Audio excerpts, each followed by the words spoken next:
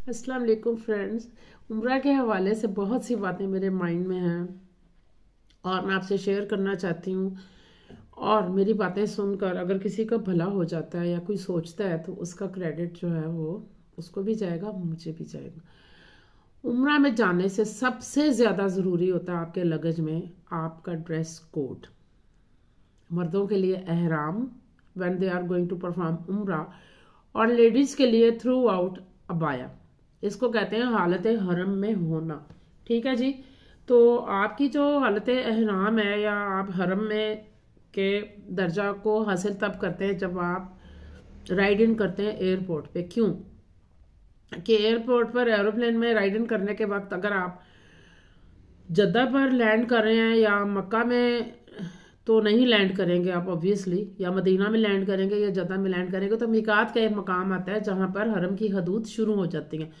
हरम की हदूद का ये मतलब है कि हरम के आसपास का ये सारा इलाका जो है ये एक मुकद्दस मकाम है। नबी पाक सल्लल्लाहु अलैहि वसल्लम के रोज़े से लेकर और खाना काबा से लेकर उसके इर्द गिर्द की जो सराउंडिंग्स हैं वो एक ख़ास मैयर का इलाका होता है जो हरम की हदूद कहलाता है। और हरम की हदूद की तकद्दस को मानना, उसको फॉलो करना, तकद्दस को कायम रखना हर मुसलमान का फ़र्ज़ है। तो लिहाजा पाक साफ लिबास पहने, गुस्ल पढ़ करें और घर से 2 रकात नफल जो है वो आप नीयत लें तो अच्छी बात है। वरना आप जब जा रहे होंगे करने के लिए उम्रा तो फिर भी आप नफल अदा कर सकते हैं। इस दौरान आपने अबाया नुमा एक ले लेना है, लंबा सा बुरका कह लें, लूज कटिंग का, लूज स्टफ का, जिसमें आपके जिस्म के खद्दो खाल नुमाया ना हो, हरगिज भी ना हो।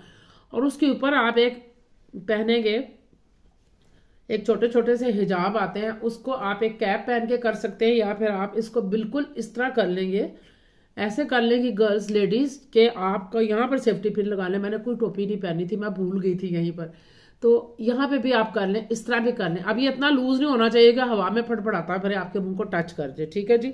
तो जब आप इस तरह होगा तो आपका उम्रा मकरूहात में शामिल हो जाएगा और उसके लिए फिर दम करना पड़ता है।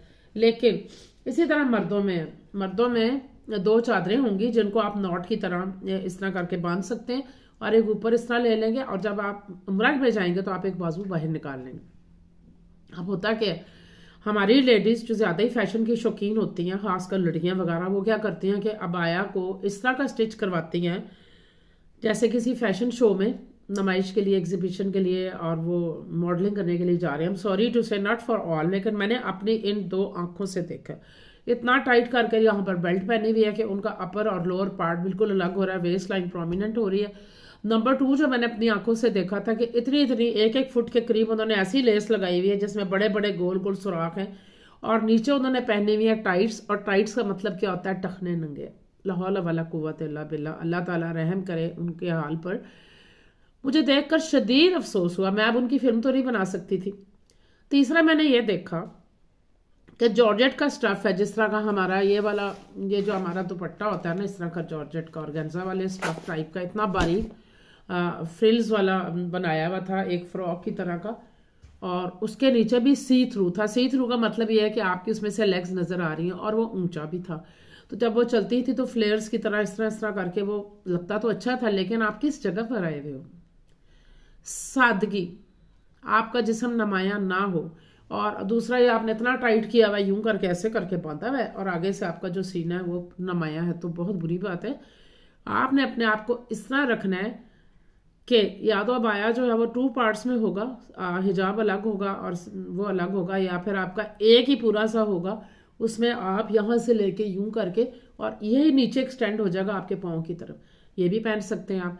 मेरा अबाया जो था वो दुबई का स्टिच हुआ हुआ था अल्हम्दुलिल्लाह, और उसके यहाँ पे शोल्डर कट नहीं था, और इस तरह का लूज बैगी टाइप था जिसको मैं आराम से ओढ़ लेती थी और कंफर्टेबली मूव करती थी। दूसरा मैंने स्टिच करवाया था, वो लिनन स्टफ में था, दूसरी लिनन थी, पठानों से ली थी।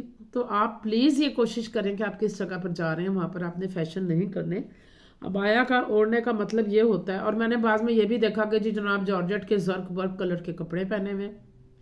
जर्क कलर का मतलब ये होता है जो नुमाया हो, ऑरेंज, ब्लैक, ग्रीन, और उसके अंदर से जनाब वो तिल्ले की तारों के शिमरी सा एक आ रहा है, और उसके ऊपर आपने दुपट्टा लिया। अब आप देखें, जब आप हिजर असवद को हाथ लगाने जाती हैं या उम्रा पर आप तवाफ कर रहे होते हैं तो इतने ज्यादा धक्कम पेल होता है, इतना रश होता है कि दुपट्टा तो आपका खिंच जाएगा, कहाँ चला जाएगा।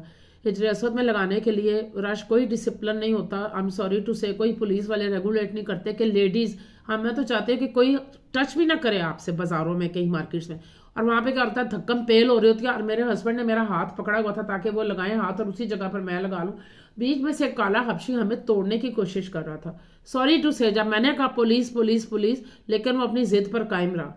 और फिर आके आपको गुस्ल करना पड़ता है। क्यों कोई हमारे से टच करे, नंगे मुंडे लेके आप औरतों के ऊपर से फलांग फलांग कर आप हिजर असवद को हाथ लगा रहे हैं। ऐसे हाथ लगा के सवाब कमाने का क्या फायदा।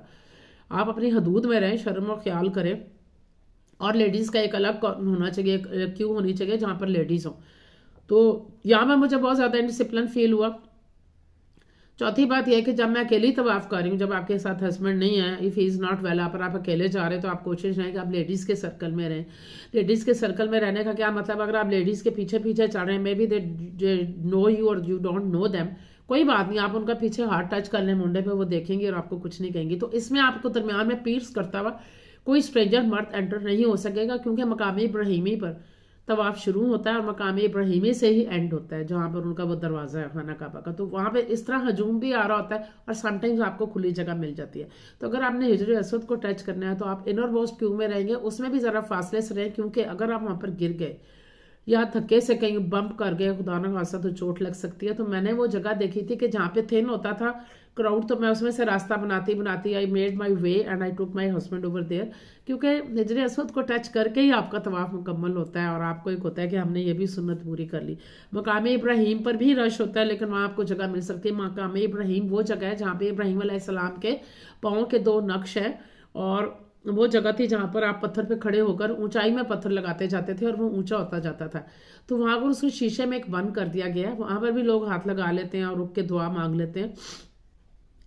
नंबर 3 कि आपने इस तरह का रखना है कि जब अगर थिन क्राउड हो रहा है बाहर के सर्कल पर, तो बाहर की तरफ हो जाए, मतलब आप किसी में धक्का ना लगाएं, कोई आपको टच ना करे। बीइंग लेडी आपका इतना तो कद्दस होगा कि कोई आप में बम्प ना करे। तो मेरी ये रिक्वेस्ट थी। तीसरी मेरी एक बात कहनी थी जो है पाकी के हवाले से, कि जब आप मकामे जाते हैं, वहां पर ओहद पर जा रहे हैं या आप जबले अरफात पर जा रहे हैं, जबले रहमत भी कहा जाता है जिस पर, तो वहां पर वॉशरूम की फैसिलिटी नहीं है। वॉशरूम्स हैं लेकिन वो फंक्शनल नहीं है, वो डंप स्टोरेज बने हुए हैं। वहां पर इतनी गंदगी है कि अगर वहां पर उसका कोई यूरिन पास करे तो वहां पर तो जिन वगैरह इस तरह की बदरूहात होती हैं। तो हरगिज हरगिज ऐसा ना करें। आप पानी को कम पिए और मैनेज करें कि आपको यूरिन की प्रॉब्लम ना हो। और अगर आप जा रहे हो वॉशरूम यूज कर रहे हैं, तो आप अपने साथ टिश्यू का रोल जरूर रखें और पानी की छोटी सी बोतल रखें, वरना फिर आपके कपड़े अगर नापाक हो गए तो फिर नवाफिल भी अदा नहीं होंगे। तो मेरी सऊदीया गवर्नमेंट से ये रिक्वेस्ट है कि जब ज़ियारतों पर लोग आ रहे हैं, उम्रा करने के लिए आ रहे हैं, तो वॉशरूम को फंक्शन किया जाए। जो जो वहां पर वॉशरूम्स हैं